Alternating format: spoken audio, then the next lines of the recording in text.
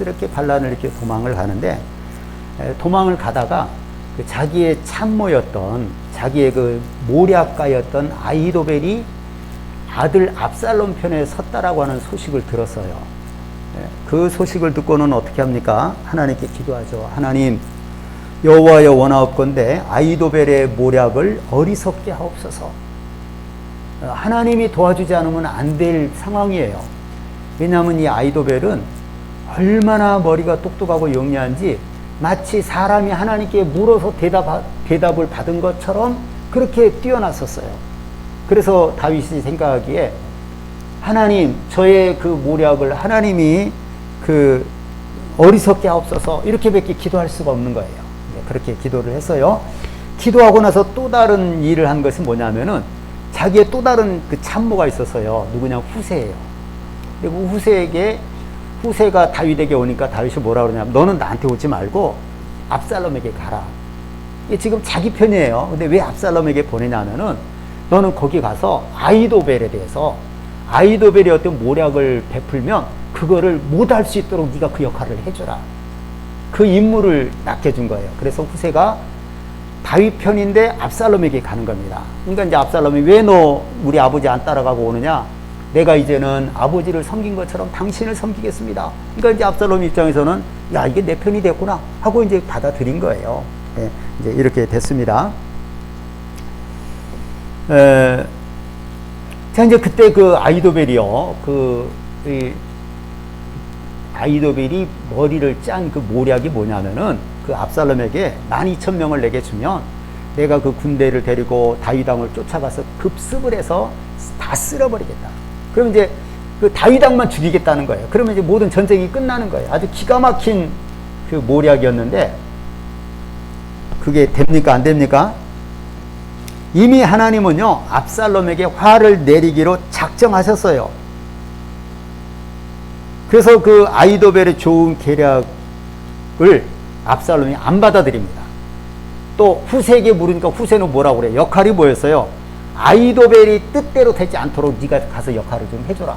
그러니까 후세가 그 압살롬에게 얘기하기를, 그렇게 하지 말고요, 천천히 아주 싹 쓸어서 하면 됩니다. 이렇게 한 거예요. 근데 그게 사실은 잘못된 거거든요. 그런데 압살롬은 이미 하나님이 압살롬을 벌주기로 작정을 했기 때문에 압살롬은 어떻게 돼요? 후세의 말을 받아들이는 거예요. 아히도벨의 말을 무시하고. 예. 그래서 이제 다윗이 산 거예요. 그래서 이제 오늘 다윗이 모든 전세를 역전을 시킨 겁니다.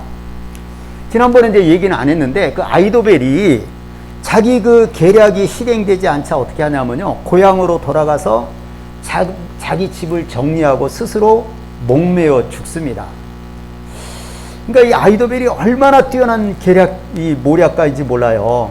마치 사람이 하나님께 물어서 대답받은 것처럼 그렇게 뛰어난 이 모략을 세우는 사람이 아히도벨이었거든요. 너무너무 똑똑했어요. 그런데 하나님이 그 아히도벨의 생각을 막아버린 거예요. 막아버리니까 아히도벨의 그 계략이 채택이 되지 않고, 그거 채택되지 않으니까 아히도벨이 자기 고향으로 돌아가서 정리하고 목매달라 죽어버렸다는 거예요. 제가 이제 이 얘기는 안 했는데, 여러분이 이제 지난주에 어떤 내용이었었냐면은, 그 중요한 것이 하나님의 수는 모래보다 많다는 거였어요. 아니, 어떻게 이렇게 그 압살롬을 무너뜨릴 수 있습니까? 하나님만이 하시는 거예요. 예. 주의 생각이 내게 어찌 그리 보배로운지요, 내가 그 수를 세려할지라도 모래보다 많도소이다. 하나님은 이런 방법이 있는 거예요. 그러니까 하나님의 수많은 방법 중에 딱 하나가 아히도벨을 무너뜨리고 아히도벨로 하여금 모든 생을 마감하게 한 겁니다. 그러니까 여러분, 사람은 교만해요. 교만합니다. 예? 여러분 한번 이렇게 사람들을 보면 어떤 사람은요, 자기가 특별한 사람으로 생각하는 사람 많아요. 그리고 마치 자기가 특별한데 못나고 천한 사람들에게 자기가 지도하러 왔다라고 생각하는 사람도 있어요. 예? 왜냐면은 보니까 딱 계산해보면 자기가 좀 낫거든. 이런 사람들이 많습니다. 근데 여러분, 우리는 정말 내가 지혜롭다고 생각하면 안 된다는 거예요. 아히도벨 그렇게 똑똑했는데 한 번 채택이 안 되니까 그걸로 자기 생을 마감해버린 거예요. 사람은 그런 겁니다. 네? 우리는 절대로 내가 지혜롭다고 생각하면 안 되는 거예요. 그리고 늘 하나님께 무릎 꿇고 하나님께 지혜를 구해야 된다는 겁니다. 바다보다 모래보다 많은 하나님의 지혜를 구해야 된다는 겁니다. 할렐루야. 이렇게 우리 살아갈 수 있기를 바랍니다. 예. 그러니까 아이도벨을 우리가 보면서 우리가 자기 지식을 지혜를 의지하면 안 되는 이유가 바로 그거죠. 한순간에 무너지는 거예요. 아이도벨의 이 계략이, 지혜가 한순간에 무너져요. 그래서 그냥 자기 생을 마감했다는 것입니다. 자, 이제 압살롬의 반역은 계속 되는데요. 이렇게 이제 시간을 지체하니까 시간이 흐를수록 다윗 편에 선 군사들이 전력을 정비하고 점점 규모를 갖추게 되는 거예요. 갑자기 도망갔잖아요, 다윗이. 근데 이제 시간이 흐르니까 다윗의 군인들이 점점 정비를 하는 겁니다. 전력을 다시 이제 이 모양의 새를 갖추는 거예요. 자, 그런데 이제 전쟁을 이렇게 하는 중에 다윗이 장군들에게 무슨 얘기를 하냐면은, 너희들은 그 젊은 압살롬을 만나면 너그럽게 대우해 주기를 바란다. 이렇게 얘기를 했어요. 너그럽게 대우해. 이게 무슨 말일까요? 여기를 보세요. 너그럽게 대해줘라. 이게 무슨 말일까요? 압살롬을 죽이지 말라 이 뜻입니다, 사실은. 지금 반란을 일으켰지만 장군들에게 특별하게 얘기하는 거는 너희들 너그럽게 대해주면 좋겠다. 그러니까 죽이지 말라는 거예요. 이런 명령을 했습니다. 자, 한편 이제 그 두 무리의 군인들이 에브라임 수풀에서 이제 싸우는데, 그때 압살롬의 부대가요, 다윗의 군인들에 의해서 2만 명이 죽습니다. 대전투가 벌어지는 거예요. 거기서 이제 압살롬 군대가 2만 명이 죽게 된단 말이에요. 이제 그러다가 거기서 압살롬이 다윗의 부하들하고 마주쳐요. 마주치는데 압살롬은 노새를 탔습니다. 노새가 그 옛날에 말보다 더 이제 효과적이었던 것 같아요. 그 노새를 타고 이제 도망을 가는데 상수리 나무가 번성한 곳을 막 뛰어가는 거, 도망가는 거예요. 압살롬이 이제 갑작스럽게 만나가지고 도망을 가는데 압살롬의 머리가 상수리 나무에 이렇게 딱 걸려버린 거예요. 예?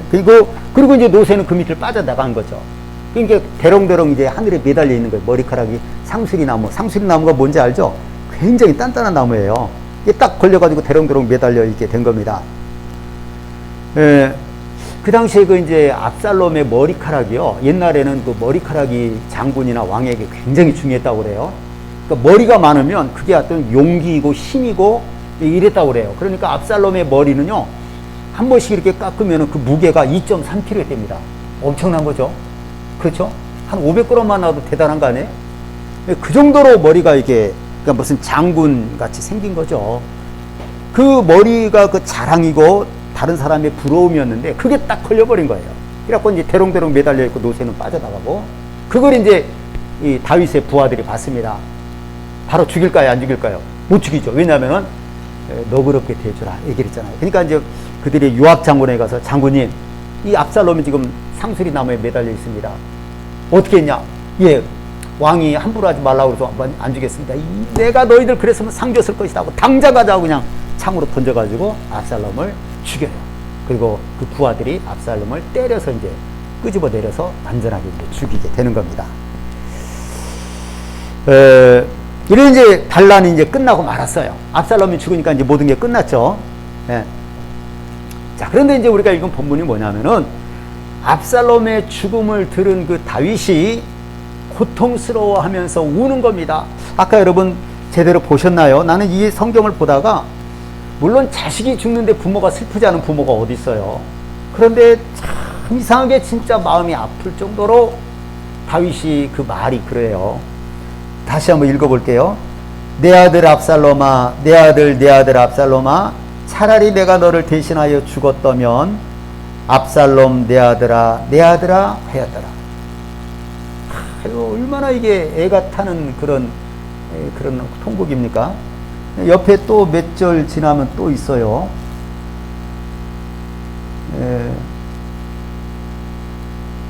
19장 4절에 보면, 왕이 그의 얼굴을 가리고 큰 소리로 부르되 내 아들 압살롬아, 압살롬아, 내 아들아. 그러니까 내 아들하고 압살롬, 이 두 말만 하는 거예요. 내가 너를 대신해서 죽었더라면 좋았을 것을 그랬다. 이렇게 다윗이 이제 슬퍼하고 대성 통곡을 하는 것입니다. 자, 여러분, 조금은 알 수 있을 거예요. 다윗은 왜 그 천하의 불효자식이잖아요, 압살롬. 왜 불효자식입니까? 아버지를 죽이고 자기가 왕이 되려고 했으니까 정말 불효자식이죠. 그 아버지가 도망가니까 또 그 다음에 뭐 했어요? 그 아버지가 놓고 간 후궁들하고 백주에 동침을 했잖아요. 이제 내가 왕이다. 내가 왕이니까 우리 아버지의 후궁들도 내 후궁이다. 이게 사람이 할 수 있는 행동입니까? 정말 천하의 불효자식이죠. 그런데 다윗은 왜 이 불효자식인 압살롬을 살리려고 했을까요? 너그럽게 대해주라. 이렇게 얘기를 했잖아요. 그렇죠? 왜 살리려고 했어요? 또 왜 이 압살롬의 죽음을 그토록 마음 아파합니까? 그것은요, 압살롬의 반역과 죽음이 자기하고 연관되어 있기 때문입니다. 연관되어 있어요? 안 돼 있어요? 돼 있어요? 안 돼 있어요? 연관되어 있어요. 다윗의 범죄와 연관이 되어 있는 거예요. 그래서 다윗이 더 괴로워하는 겁니다. 네. 여러분, 압살롬이 아버지 다윗에게 반역을 한 것은요, 먼저는 이런 일이 있었어요. 이복형, 왕이니까 왕비가 여럿이잖아요. 이복형 배가 다른 암논이라고 하는 왕자가 있었는데, 첫째예요. 압살롬이 그 암논을 죽였어요. 그리고 3년 동안 도망가 있었던 거예요. 그러다가 이제 다윗 왕이 3년이 지나니까 용서를 했죠. 용서를 했는데 또 이제 은둔 생활을 해요. 차마 못 보겠는 거예요. 자기 아들이지만 자기 큰아들을 죽였으니까. 이제 이러다가 용서는 했지만 서먹해서 한 2년간 단절된 상태로 있다가 이제 압살롬은 계속 고립되어 있는 거예요. 그러다가 반역을 일으킨 거예요.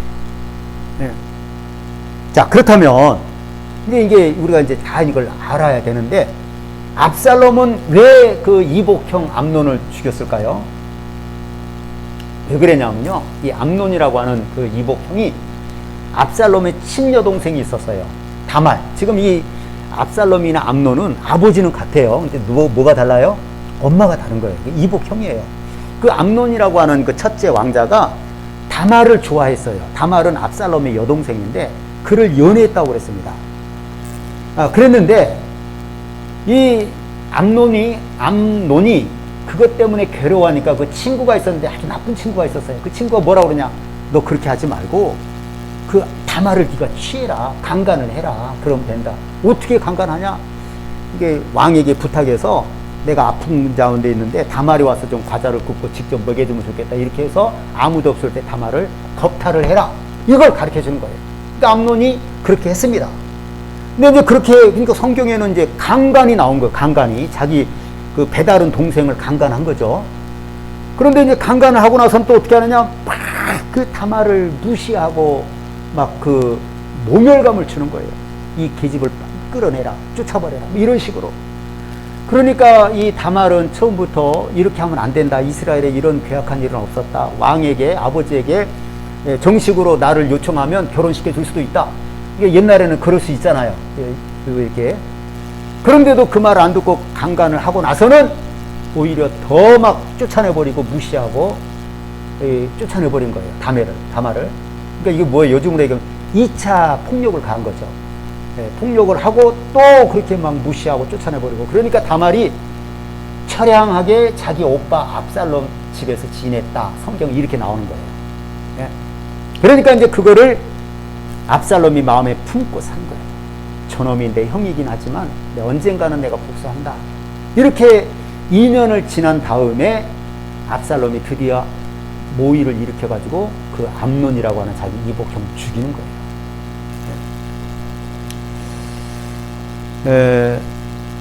이제 암논이라고 하는 그 큰아들이 이복 동생 다말을 겁탈했을 때 다윗 왕이 이 모든 일을 듣고 심히 노했습니다. 그런데 압살롬이 암논을 죽였을 때는요, 왕자들과 소리 높여 울었다라고 얘기했어요. 통곡을 했어요. 신하들도 심히 통곡을 했습니다. 진짜 마음 아픈 일이죠. 자기 아들끼리 싸워서 동생이 형을 죽였으니까 얼마나 마음이 아팠겠어요, 다윗이. 자, 이렇게 이제 이복형 암논을 죽이고 3년을 도망자의 신세로 살다가 또 2년을 은둔 생활을 하다가 결국은 반역을 일으킨 거예요. 예, 자꾸 왕하고 멀어지고 이러다 보니까. 근데 여러분, 우리가 이제 알고 있는 게 뭐냐면은 이 아들들의 범죄 뒤에 뭐가 있다고요? 다윗의 범죄가 연관되어 있다는 거예요. 그 다윗의 범죄가 뭡니까? 바로 우리야 사건이에요. 우리야. 다윗이 어느 날 갑자기 낮에 낮잠을 자고 일어나서 이렇게 성정을 보는데 이제 왕 궁궐이 높고 밑에는 이제 귀족들이 살 거 아니에요? 어떤 집에 보니까 어떤 여자가 목욕을 하는데 너무 아름답게 보이는 거예요. 그러니까 왕이니까 저 여자 누구냐? 누구 아내입니다. 데려와라. 동침을 했어요. 동침을 했는데 그걸로 끝난 게 아니라 끝났으면 다행인데 그 밧세바라는 여자가 임신을 해버려요. 임신을 하니까 다윗이 어떻게 합니까? 그 남편을 전쟁 중에 있는 남편을 데려와서 특별한 휴가를 주는 거예요. 가서 너희 집에 가서 먹고 쉬고 쉬어라. 그런데 이 우리아가 아주 충성스러운 군인이라서 집에 안 들어갑니다. 내 동료들과 상관은 다 전쟁 중에 있는데 나 혼자 어떻게 가서 쉽니까? 거부를 해요. 거부를 2번이나 하니까 다윗 왕이 밀서를 써가지고 암논의 요압에게 전쟁 중에 맨 앞에 서게 해가지고 상대방으로 뒤로 빠져가지고 이 우리아가 죽게 만들어라. 그래서 우리아를 죽인 거예요. 그리고 우리아를 죽이고 밧세바를 자기 아내로 맞이한 겁니다. 이게 바로 다윗의 범죄 사건이에요. 우리아 사건입니다. 예. 그러니까 이제 다윗은 자신의 범죄를 숨기기 위해서 밧세바의 남편을 우리아를 암몬 자손의 칼에 죽게 한 거예요. 자기 범죄를 숨기게 하기 위해서. 이제 나중에 하나님께서 나단 선지자를 통해서 이제 말씀을 하시죠. 사무엘하 12장 한번 9절을 보겠습니다. 사무엘하 12장 9절.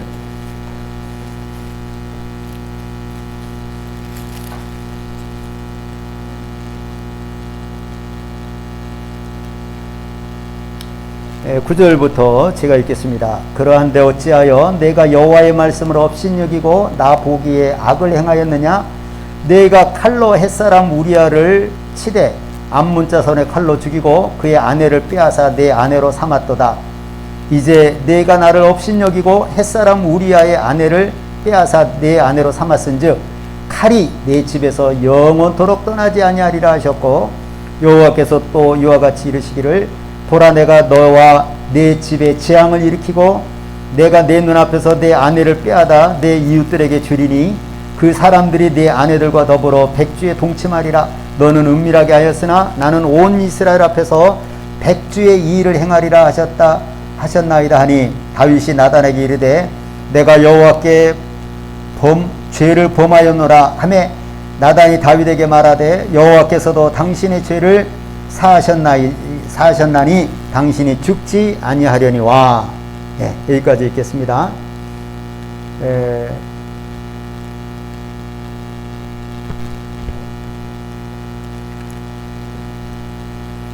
하나님은 나단 선지자를 통해서 다윗에게 뭘 말씀하냐? 네가 어떻게 나를 업신여길 수가 있느냐?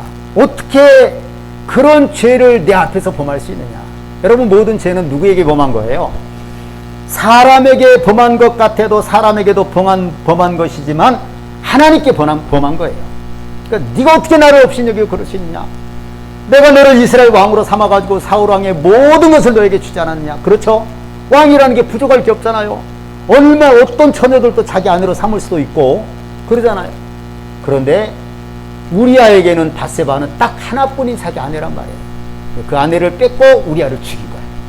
하나님 보시기에 너무 악한 거죠. 너무 악한 죄를 범했습니다.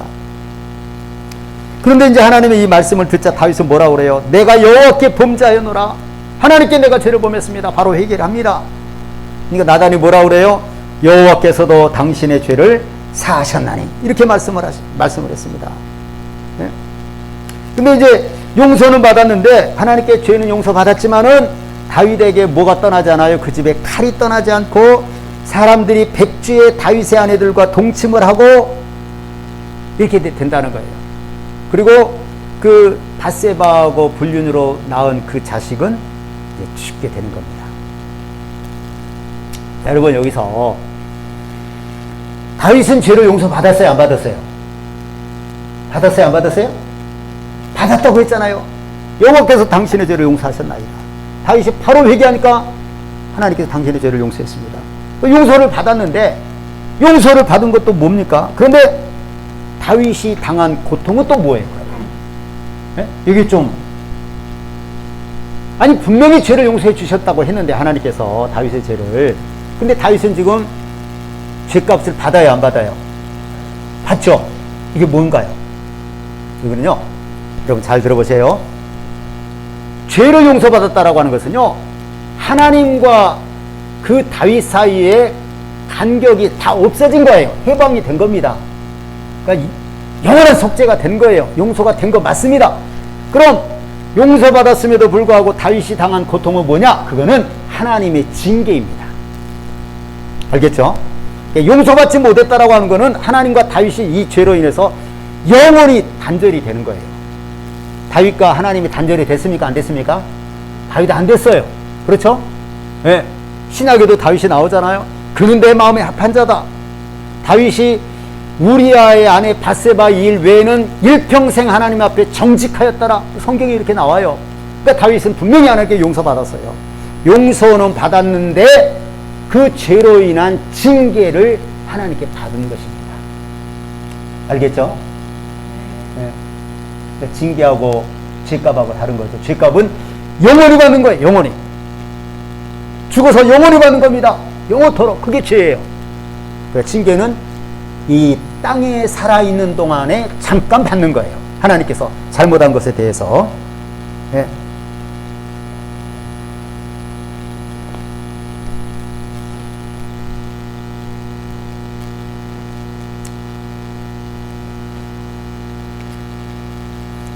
여러분, 그 다윗에게 있어서요, 압살롬의 죽음은 다윗의 일생에 있어서 가장 고통스러운 순간입니다. 이게. 여러분 그렇죠? 세상에 제일 고통스러운 게 뭐냐? 자식이 죽는 거예요. 자식이. 근데 다윗은 어떤 자식이 죽었느냐? 자기의 죄와 연관돼서 암논이 그렇게 다말을 강간을 하게 되고 그로 인해서 압살롬이 앙심을 품고 암논의 복수해서 암논을 죽이게 되고 또 그런 과정에서 형을 죽이고 나니까 또 다른 죄를 범할 수도 있는 거죠. 그래서 반란을 일으키고 나니까 아버지 첩들하고 아버지 후궁들하고 동침도 하게 되고. 네? 그러니까 다윗이 지금 정말 고통스러운 거는 단순히 자식이 죽었다 뿐만 아니라 그 자식이 죽은 이유가 어디에 있는 거예요? 자기의 죄에 시작된 겁니다. 죄로부터 시작된 거예요. 네? 우리아를 죽이고 그 아내 밧세바를 취한 거죠. 거기서부터 시작이 된 거예요. 그러니까 계속 죽이고 이런 일이 반복되고 마지막에 이 압살롬까지 죽게 된 겁니다. 네. 그러니까 암논의 그 다말에 대한 강간도 압살롬의 암논을 살해한 것도 압살롬이 백지에 다윗의 후궁들과 동침한 거 압살롬이 죽은 거 모두가 다윗의 범죄와 연관되어 있다는 겁니다. 그래서 다윗은 그 압살롬의 죽음이 다윗에게 뼈가 아픈 거예요. 그래서 차라리 내가 너 대신 죽었으면 좋았을 것을 이렇게 얘기를 한 겁니다.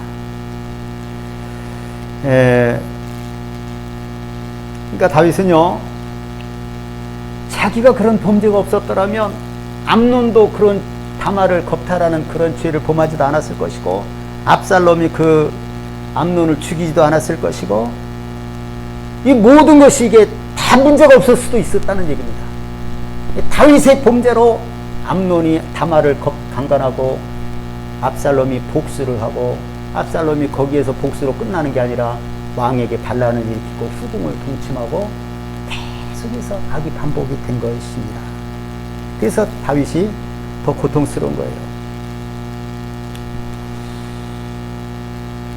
그리고 이제 며칠 전에 우리 여본이가 그 서울에서 이제 대학 다닐 때 방을 전세 융자를 얻어가지고 방을 썼거든요. 그 기간이 뭐 2년 다니다 보니까 작년에 이제 졸업을 했지만 1년 더 있었던 거예요. 그래서 이제 워낙 이자가 싸니까 1년 더 있었습니다. 그러다가 이제 계약이 끝나서 이번에 그 짐을 몇 개를 보냈어요. 택배로, 박스로 보냈는데, 이게 감사하죠. 이게 자식이 온 짐을 보면은, 참, 그동안 잘 지켜줘서 하나님께서 인도해서 감사하다. 이렇게 생각을 제가 했어요. 그리고 전화도 하고 아들이 생각이 나서, 자식들 쓰던 짐을 이렇게 본다는 게 좀 참 이게 의미가 있는 거잖아요. 그래서 이제 자식들이 군대 갈 때 입고 갔던 옷을 군대에서 이제 포장해서 보내면 그거 벗고 우는 사람도 있다고 그러잖아요.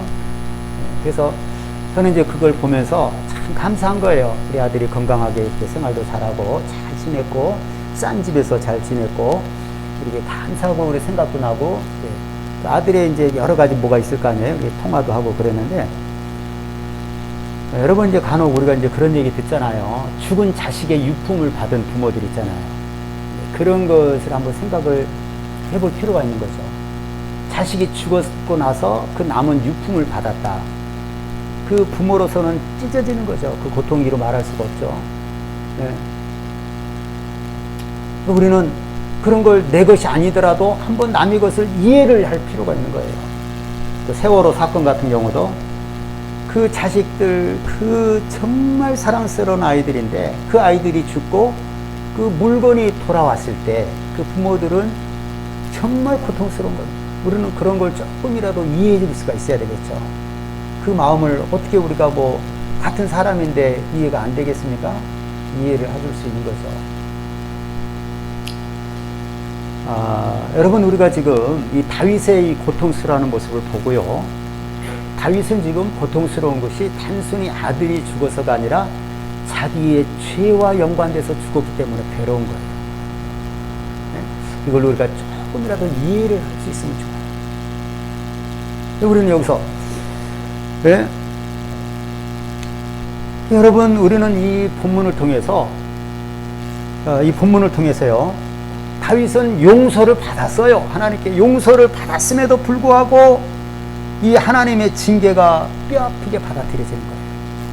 네? 다 자기의 죄하고 연관이 돼 있잖아요. 그렇다고 하면 여러분 진짜 우리가 그 받는 죄값은 얼마나 고통스러울까요?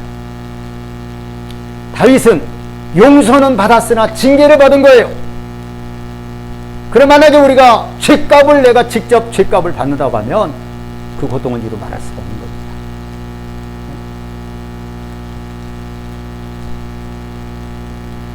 그래서 여러분 우리는 죄값을 가볍게 생각해서는 안 됩니다. 내가 뿌린 죄가 반드시 내 자손에게 내려가는 거예요. 우리가 그 죄값을 받는다는 게 두려운 겁니다. 네? 물론 우리가 징계를 받을 때 우리가 감사히 받아야 되고요. 하나님께서 우리에게 더 좋은 걸 주시기 위해서 그렇게 하는 겁니다. 달게 받아야 돼요. 징계도. 죄값이라고 생각하면 이건 얼마나 가슴 떨리는 일이에요. 네. 여러분 시편에 보면요. 하나님은 의로운 재판장이시고 매일 분노하신다라고 했습니다. 죄에 대해서 우리의 죄를 볼 때 분노하시는 겁니다. 사람이 회개하지 않으면 그가 칼을 갈고 그의 화를 당겨 예비했다는, 이미 화를 당겨놨다는 거예요. 당겨놓고 가고 있는 거예요. 그 활이 우리에게 오고 있는 거예요. 만약에 우리가 회개하지 않으면, 죄를 끊지 않으면 그것이 우리에게 맞춰집니다. 얼마나 이게 두려운 겁니까?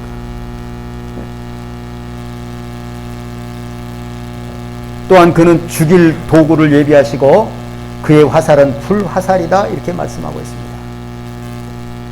여러분 하나님의 진짜 심판은 뭐냐? 지옥입니다. 거기는 영원한 심판이에요. 영원한 형벌이에요. 그래서 여러분 우리는 이 땅에 있는 동안에 정말 우리의 죄에 대해서 하나님께 회개해야 됩니다. 회개하고 죄를 끊고 죄를 버려야 됩니다. 그 죄를 내가 품고 있으면 안 되는 거예요. 죄에는 반드시 죄값이 있다는 겁니다. 여러분 우리는 그런 거 그러니까 뭐예요? 우리는 뭡니까? 죄 지은 죄에 대해서는 하나님께 철저한 회개가 있어야 되고요. 그 다음에 또 뭐예요? 죄와 싸워야 되는 거예요. 우리는 죄값을 가볍게 생각하면 안 됩니다. 다윗은 지금 죄값이 아니라 죄는 용서받았어요. 그러나 하나님의 징계 때문에 이렇게 고통했다는 거예요. 여러분 우리 하나님 앞에 죄값을 받지 않도록요. 우리가 죄를 아예 짓지 않으면 징계도 받지 않겠죠. 우리는 그런 사람이 될 수 있도록 늘 하나님 앞에서 깨어 있어야 될 줄 압니다. 알겠죠? 우리 하나님께 교만하면 안 되는 거예요. 하나님께 교만하면 안 되는 겁니다. 얼마나 그 죄값이 고통스러운지 몰라요. 하나님의 징계가 얼마나 무서운지 몰라요. 다윗은 지금 처절하게 그걸 느끼고 있는 거예요. 자기의 죄 때문에 이렇게 고통을 받는 겁니다. 이것을 우리가 직접 당한 것은 아닐지라도요, 우리의 다윗의 고통을 보고 정말 여러분 우리 하나님 앞에서 바로 설 수 있기를 바랍니다. 죄를 끊기를 바랍니다. 죄가 있으면 하나님께 눈물로 회개하고 씻을 수 있기를 바랍니다. 그래서 우리가 하나님 앞에서 날마다 복된 우리의 삶이 될 수 있도록 그런 삶을 살아갈 수 있는 우리 모두가 될 수 있기를 예수님의 이름으로 축원합니다. 이 시간에 우리 말씀을 기억하면서 할렐루야 시험 부르고 같이 통성으로 기도하겠습니다. 하나님, 내가 하나님 앞에 범죄하지 않게 하시고 죄를 지으면 회개하게 하여 주옵소서. 그래서 다윗처럼 이 죄로 인한 징계로 고통받지 않도록 불쌍히 여겨 주옵소서. 다윗의 고통을 우리 것으로 받아들이고 하나님께 회개하고 죄와 싸우는 우리 모두가 될 수 있기를 예수 이름으로 축원합니다. 할렐루야 시험을 기도합니다. 할렐루야.